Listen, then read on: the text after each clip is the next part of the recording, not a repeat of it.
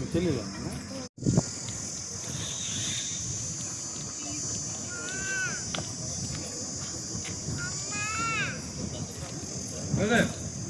నీ పేరు చెప్పు, మీ ఊరి పేరు చెప్పు. మా పేరు పద్మ, మా ఊరు బండ్మంజరాలపల్లి. ఈరోజు మధ్యాహ్నము శిరీష అనే పాప నా కూతురు. నేను పనికి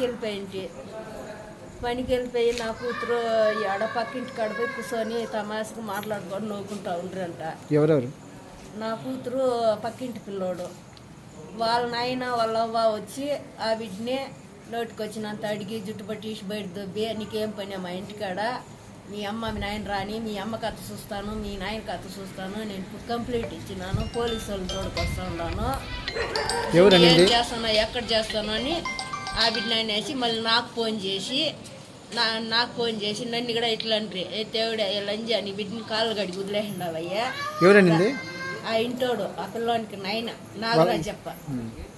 నాగరాజ ఇట్లా అంతా అడిగేసి, నేను ఈ పొద్దు మీరు స్టేషన్ కాడికి రావాలా అట్లా ఇట్లా నా బిడ్డకి భయం పెట్టేసి నాకు వార్నింగ్ ఇచ్చినారు. చూడు ఈ పొద్దు మిమ్మల్ని ఏం చేస్తాను, ఎక్కడ చేస్తాను, పీచకం లేకుండా చేస్తాను అట్లా అని చెప్పి ఒక గంటకు ఫోన్ చేసినాడు. అట్లా అని చెప్పేసి ఫోన్ కట్ చేసేసినాడు. నాకు పని చేసి ఎక్కడ ఇష్టం లేకుండా ఏమరా గలాటాగా ఉందని ఇంటికాడికి పోయి నన్ను 1:30కంతా ఇంటికాడికి పోయాకంతా నా బిడ్డని చంపి ఏలాడదీసేసినాడు. నీ పీచకం లేకుండా చేస్తానన్నాడు, అంత పని చేసేసినాడు నా బిడ్డని. ఇదే సార్ జరిగింది, నాకు న్యాయం జరగాలని. శిరీష ఏం చదువుతుందమ్మా బిడ్డ? 9వ క్లాస్ చదువుతాను. నా పాప ఈరోజు స్కూల్కి పోలే, జ్వరం అనేసి ఇంటికాడే ఉండిపోయింది. ఇదే హాస్పిటల్కి పంపించి ఇంగ్లీష్ వేసి తోడు ఇంటికాడ వదిలినాం. మధ్యాహ్నం 12 గంటలకి, 1 గంటకి 1:30కంతా నా బిడ్డ శవమయ్యి ఉంది. ఎంతమంది అమ్మా మీకు పిల్లలు? 4 బిడ్డలు, 3 ఆడబిడ్డలు, ఒకే కొడుకు వికలాంగుడు. లాస్ట్ బిడ్డదా నాకు తెలియగా కొడుకులాగా ఉండింది. ఆయమ్మని మరుగు చేసేసిండారు, కొట్టి ఎలాంటి తీసేసిండారు. నా బిడ్డ ఇలాంటి సామాన్యంగా అంత పని చేసిండదు. నా బిడ్డ నేను ఎన్నోసార్లు కొట్టినాను, తిట్టినాను, అంత చేసింది లేదు. నా బిడ్డని వాళ్ళు ఈరోజు కొట్టి హింసించి ఆ పని చేసిండారు నా బిడ్డని. అంటే మీరు వాళ్ళపైన అనుమానిస్తున్నారు? ఆయనే నన్ను ఫోన్ చేసి నాకే చెప్తాడు, పీచకం లేకుండా చేస్తాను చూడు, మిమ్మల్ని ఏం చేస్తాను చూడు, పోలీసు వాళ్ళు రమ్మనిండా, ఈ పొద్దు మీ అంత చూస్తాను అనేసి ఫోన్ కట్ చేసేసినాడు. ఏం చేస్తాడు ఇక్కడ నాగరాజు? మేస్త్రి పనికి పోతాడు, మేస్త్రి. నేను ఏం రైట్లు గలాటాగా ఉందని పని చేసేది వదిలేసి ఇంటికి పోయాకంతా మా ఇంటికాడ ఊర్లో నా బిడ్డ ఒకటే ఉన్నింది. ఈరోజు నా బిడ్డ ఆ పని చేసినాడు.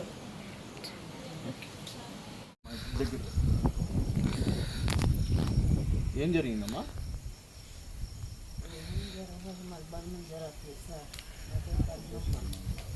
గట్టిగా మాట్లాడు. నా పేరు పద్మమ్మ. శిరీష అనే పాప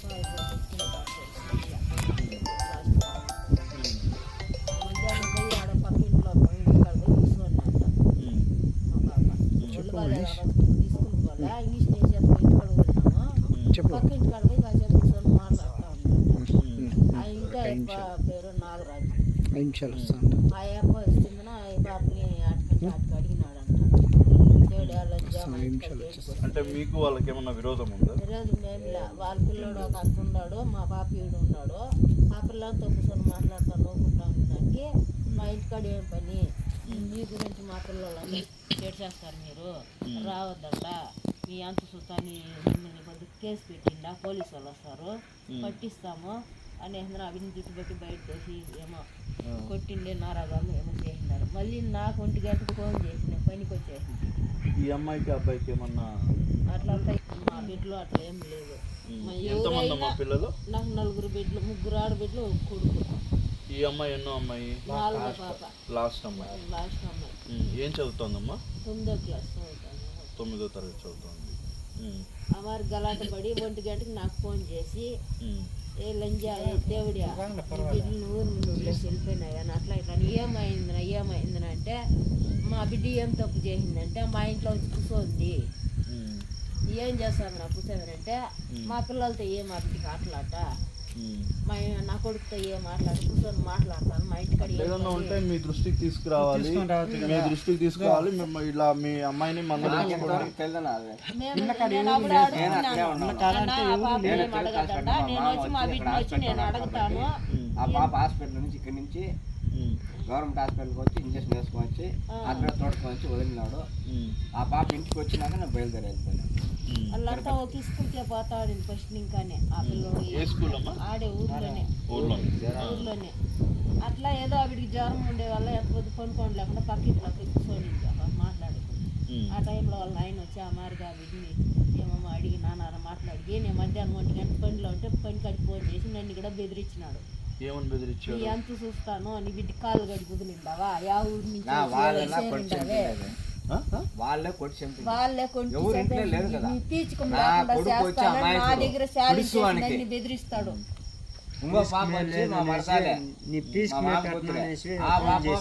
సరే ఆ మాట అంటే నేను కూడా 1 గంట ఫోన్ చేసినాడు.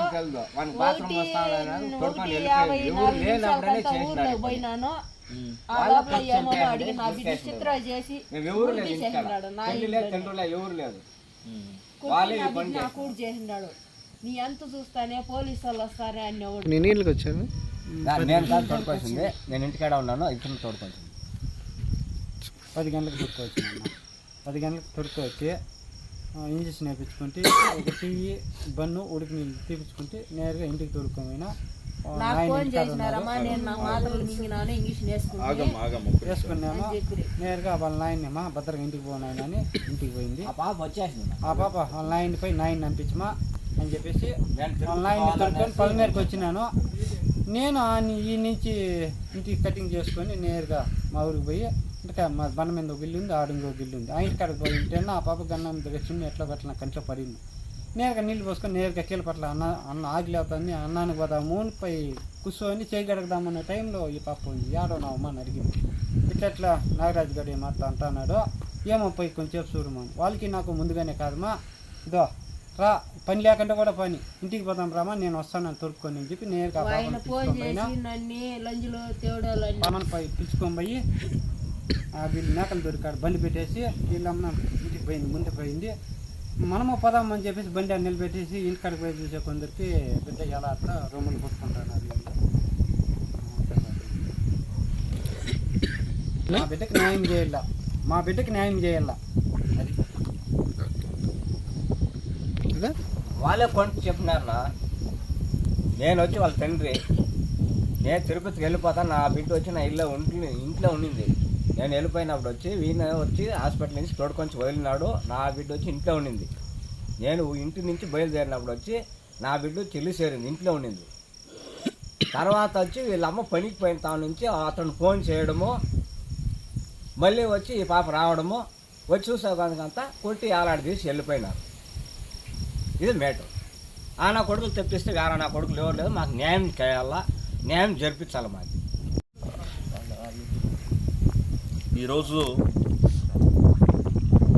ఈరోజు బండ మీద జరావారిపల్లిలో ఒక దారుణమైనటువంటి సంఘటన జరగడం చాలా బాధాకరమైనటువంటి విషయం. 9 ఏళ్ల బాలిక అనుమానాస్పదంగా మృతి చెందింది. తల్లిదండ్రులు చూస్తే అమ్మాయిని కొట్టి చంపారు అని చెప్పేసి తల్లిదండ్రులు పక్కింటి అబ్బాయి నాగరాజ్ అనే వాళ్ళు కొట్టి చంపారు అని చెప్పి ఆరోపిస్తున్నారు. సో ఆ అమ్మాయి వచ్చేసి వీళ్ళ ఇంట్లోనే ఫ్యాన్కు ఉరేసుకొని చనిపోవడం అనేది చాలా బాధాకరమైనటువంటి సంఘటన. విషయం తెలగానే మా national human rights and crime control force నేను మా సిబ్బంది రావడం జరిగింది, విచారించాము. సో మా national human rights and crime control force తరఫున పోలీస్ అధికారులను నేను ఒకటే రిక్వెస్ట్ చేస్తున్నా.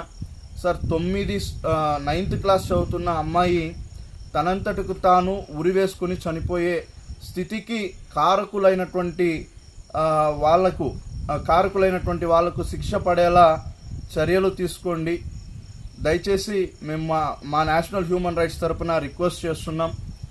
అదేవిధంగా వీళ్ళకి న్యాయం జరిగేలా చర్యలు తీసుకోండి. ఎవరైతే నిజాలను మీరు వెలికి తీయండి, నిజాలను బయటికి తీయండి. ఇందులో ఈ ఆరోపణలు వాస్తవమైతే ఎవరైతే ఈ దారుణానికి ఒడిగట్టారో వాళ్ళని ఖచ్చితంగా జైలుకు పంపించండి. చట్టపరమైనటువంటి చర్యలు ఖచ్చితంగా తీసుకోవాలని చెప్పి మా national human rights and crime control force తరపున రిక్వెస్ట్ చేస్తున్నాను. ఈ కేసును గనక నీరు కార్చినట్లయితే ఖచ్చితంగా national human rights and crime control force తరపున గట్టి పోరాటం చేయడం జరుగుతుంది.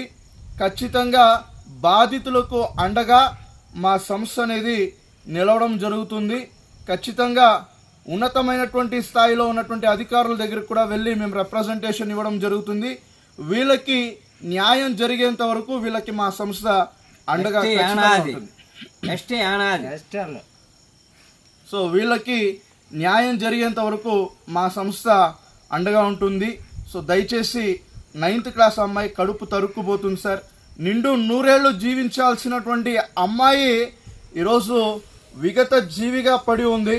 సో ఒక్కసారి ఆ దారుణం చూడండి. ఆ తల్లి పేగు ఎంత బాధపడుతుందో ఒకసారి గుర్తించండి, గమనించండి.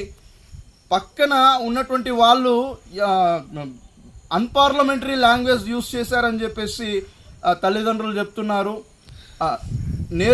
నేరుగా కూడా అనేసి అన్నారంటున్నారు. తల్లిదండ్రుల్ని అన్పార్లమెంటరీ లాంగ్వేజ్ యూజ్ చేసి మీ మీద కేసులు పెడతామని చెప్పేసి అంటున్నారు. సో ఇదన్నీ కూడా పోలీసుల యొక్క దర్యాప్తులో నిజాలు బయటికి రావాలి, విచారణ జరిపించండి. కేసు ఖచ్చితంగా వీళ్ళకి న్యాయం జరిగేంత వరకు ఖచ్చితంగా మేము వీళ్ళకి తీసుకోం పోము కూడా. న్యాయం జరిగేంత వరకు బాడీకి తీసుకొని పోము. వీళ్ళకి ఖచ్చితంగా న్యాయం జరిగేంత వరకు ఖచ్చితంగా మా పోరాటం అయితే ఆగదు. సో మీ అందరూ కూడా సహకరించి వీళ్ళకి న్యాయం చేస్తారని చెప్పి రిక్వెస్ట్ చేస్తున్నాను సార్. మాకు న్యాయం జరిగేంత వరకు బాడీ ఇక్కడి నుంచి కూడా మేము తీసుకొని వెళ్ళిపోము. ఎక్కడా కానీ పోలీసు వాళ్ళకి కానీ ఎవరు కానీ మాకు న్యాయం చేయాలనేసి నేనే చెప్తాను. వాళ్ళ తండ్రి శిరీష వాళ్ళ తండ్రి ఇదే సార్, మాకు న్యాయం చేయాలా. పల్నాడు స్టేషన్ వాళ్ళు ఎక్కడైనా కానీ యా పోలీసు వాళ్ళు కానీ ఎవరే కానీ యా పేపర్ వాళ్ళు కానీ మాకు న్యాయం జరపాలని ఎస్టీ అనాథులు మాకు న్యాయం చేయాలని మేము కోరుకుంటున్నాము. దయచేసి సార్ న్యాయం చేయండి. పోలీస్ వ్యవస్థ పైన ఇంకా నమ్మకము ప్రతి ఒక్కరికి కలిగే విధంగా మీరు చర్యలు తీసుకోవాల్సిందిగా రిక్వెస్ట్ చేస్తున్నాను sir. Thank you. 10th class చదువుకుంటున్నాను. మా చెల్లెలు కావాల్సింది ఏమో గొడవలు వచ్చినాయి అనేసి నాకు చేసుకుంటుంది. అవును, ఇంతకు ఏం జరిగింది? ఎందుకు గొడవ? ఎందుకంటే తెలియదు. మా పాపకి ముందు మాడికలు పోసేనప్పుడు ఫ్రెండ్స్గా ఉన్నాయన్న. ఎవరెవరు? నారెడ్డి కొడుకున్నాయన్న తీసుకురని ఆయన ఏమో పిలిచినాడో ఏమో తెలియదు. మా పాప అక్కడికి కూర్చొని మాట్లాడిందంట. వాళ్ళ నాయన ఏమో తిట్టినాడంట. షడ్డ మేము అడిగినాడంట. కంప్లైంట్ ఇస్తాము, పోలీసు వాళ్ళు వస్తారు, పాపం మీ అమ్మ మీ అబ్బకి అందరికీ చెప్తాము అని చెప్పినారంట. అట్లా అని చెప్పేవరకంటే మనకి ఏం జరిగినా మనకు తెలీదు. ఇంటికి వచ్చేవరకంటే బిడ్డ లేదు. మీరు అప్పుడు స్కూల్ పోయినారా? నేను పని లేదు, నేను స్కూల్ చదువుకుంటాను. ఇప్పుడు అంటే ఎన్ని గంటల టైంలో చనిపోయిందమ్మా? 1 గంట కాదు. ఫస్ట్ హాస్పిటల్ పోయి వచ్చినంట. ఇంట్లో వచ్చి కొనుక్కుంది మనం కాపులోకి వచ్చినాడని పోయినంట. గట్టిగా చెప్పు, వాళ్ళకి అర్థం కావాలి. ఒళ్ళు బాగలేదనేసి ఫీవర్ వచ్చింది. మార్నింగ్ స్కూల్కి పోవాలన్నా స్కూల్కి పోను వద్దు అనేసి సరే అనేసి స్కూల్కి పోయి పిల్లకాయలు తోడుకొని ఈ వీటిని వదిలేసి వెళ్ళిపోయింది. మా అమ్మ పని తోడుకొమ్మింది. మనం తోడుకొచ్చి ఇంటికాడకి వచ్చి సూది వేయించుకొని ఇంటికాడ తోడుకొచ్చి వదిలేసి వెళ్ళిపోయింది మా అమ్మ. మా అందరూ ఆ పాప మాట్లాడేదని ఫ్రెండ్ అనేసి పోయిందంట. ఆ ఫ్రెండ్ వాళ్ళ ఇంటికాడికి మనం కానీ ఇంకా వాళ్ళు పోలీసు వాళ్ళు వస్తాము మాట్లాడుకుంటున్నారు. మీరు పోలీసు వాళ్ళు వస్తారు, పోలీసు వాళ్ళు దగ్గర మాట్లాడుకున్నారు మీరు అయిపోయింది అని చెప్పి ఏమో మా అమ్మ మా అబ్బాయిని అందరినీ తిట్టినారంట. వాళ్ళు కన్న మాట అడిగినారంట. ఆయన మా అమ్మ నాయన్ని. ఎవరు ఆయన పేరేంటి? నారాజు. ఫస్ట్ ఎవరు చూసింది? మా మమ్మీ చూసింది. మీ అమ్మ ఇంటికి వచ్చింది ఇంటికాడికి? జరిగింది. వాళ్ళు మాట్లాడతారు ఇట్లా తిడతాడారనేసి అన్ని పని కాడి నుంచి వచ్చేసి వచ్చి నాకు ఫోన్ చేయలా, మాకు ఫోన్ చేసి రా పిన్నిగా అంటే మేము పని కాడి నుంచి ఇంటికి వచ్చేసే వాళ్ళకంతా ఇట్లా జరిగింది. ఇంట్లో పని పెట్టేది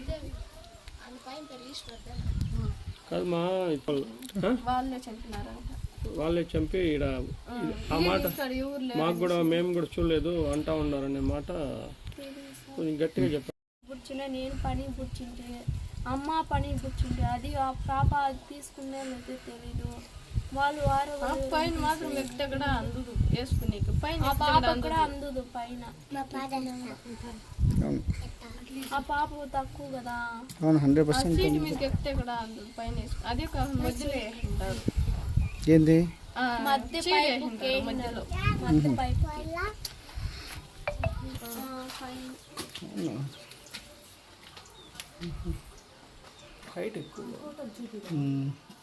పైకి ఎక్కినా కూడా చాలా మంచి అమ్మాయి సార్.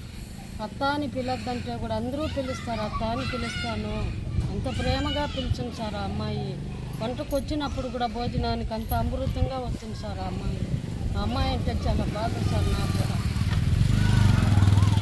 పురమనేసి నిలిచిపోయిందాను నువ్వు చెప్పింది సార్. స్కూల్కి రాలేదని వాళ్ళ అక్క వస్తుంది. ఆ అమ్మాయిని అడిగితే కూడా అట్లా అనిపించింది. మీకు ఎప్పుడు తెలిసింది? మాకు మళ్ళీ 2 గంటలకు పైన తెలిసింది సార్. మళ్ళీ మేము సార్ వాళ్ళు అందరూ పై చూసేసి వచ్చినాము. చాలా మంచి అమ్మాయి. సార్ వాళ్ళు కూడా ఏడ్ చేసాం అమ్మాయిని కూడా. మా ఇటు తిరుగు పోటీలు పట్టుకుంటా ఉన్నారు. కాళ్ళు కడికి తీసేయండి, ఇదే కోరుతున్నాం. ఆ అమ్మాయి ఎంత నరకం అనుభవించింది, దానికి ఇంకా ఎక్కువ అనుభవించాలి వాళ్ళు. ఇదే కోరుతున్నాం మీడియా వాళ్ళు. ఎంత బాగుంది చెప్పండి. నిన్నటికి బాగానే ఉంది మాతో మాట్లాడితే, ఈ రోజు హాస్పిటల్లో పునుకొని ఉందంటే ఎంత కారణము. అది ఉన్నారు కదా వాళ్ళ అమ్మ వాళ్ళ పిలిపించి మాట్లాడచ్చు కదా. ఏమైపోతుంది, మీ ఆడికి చంపేసి పండబెట్టేశారు. నేను పొద్దుపోయే కొందరికి హాస్పిటల్లో ఉంది మా బిడ్డ. మాకెవరు తెచ్చిస్తారు చెప్పండి ఆ పాపని.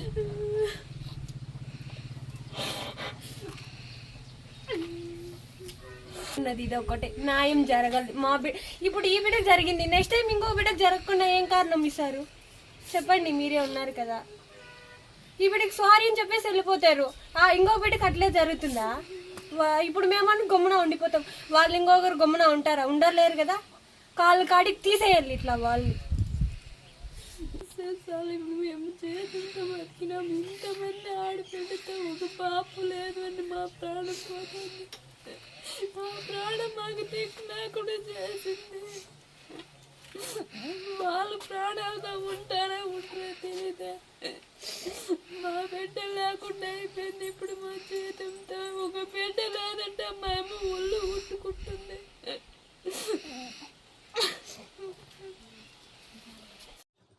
అందరికీ నమస్కారం. పలమనేరు నియోజకవర్గం గంగవరం మండలం బండమీద జరారిపల్లిలో నిన్నటి రోజున ఒక ఘోరమైన సంఘటన జరిగింది. అది ఏంటంటే, ఒక 9వ తరగతి చదివే బాలిక తన ఇంట్లోనే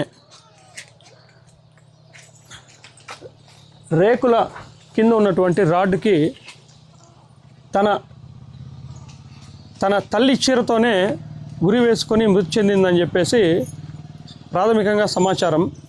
కానీ ఆ అమ్మాయి ఎందుకు చనిపోయింది ఏమనేది ఆరా తీస్తే వాళ్ళ తల్లిదండ్రులు ఆరోపిస్తున్నది ఏమంటే, గ్రామంలోనే ఆ అమ్మాయి చుట్టుపక్కల వారితో కలివిడిగా వండుకొని ఏదో మాట్లాడుతూ ఉంది అనే ఒక ఉద్దేశంతో నాగరాజు వాళ్ళ కుటుంబీకులు మా ఇంట్లో వాళ్ళతో ఎందుకు మాట్లాడుతూ ఉన్నావు అనే ఒక దారుణమైన బూతులతో వాళ్ళ తల్లిదండ్రుల్ని తీవ్రంగా దూషిస్తూ చాలా కోపంగా వాళ్ళని మాట్లాడేసరికి ఆ అమ్మాయి ఉక్రోషం పట్టలేక బాధతో ఉరివేసుకొని చనిపోయింది అని చెప్పేసి వాళ్ళ తల్లిదండ్రుల ఆరోపణ. కాకపోతే శిరీష అనే అమ్మాయికి 2 అక్కలు, ఒక అన్న. పాపము వాళ్ళు చెప్తాండేది ఏమంటే, మా అంత చిన్న అమ్మాయి ఉరి వేసుకోవడానికి ఏముంటుందన్న, వాళ్ళే చంపేసింటారు అని చెప్పి ఆరోపిస్తూ ఉన్నారు. అది కూడా చూడండి, పైన హైట్గా ఉంది. అంత చిన్న అమ్మాయి అంత హైట్గా వేసుకునేదానికి కూడా ఛాన్స్ చాలా తక్కువ. వాళ్ళే చంపేసింటారు అని చెప్పి ప్రధానంగా ఆరోపిస్తూ ఉన్నారు. కానీ పేద కుటుంబము. అన్న అక్కడ చూడండి, అన్న మానసిక వికలాంగుడు, చెల్లి చనిపోయిందని కూడా తెలియని పరిస్థితిలో అన్నం తింటున్నాడు.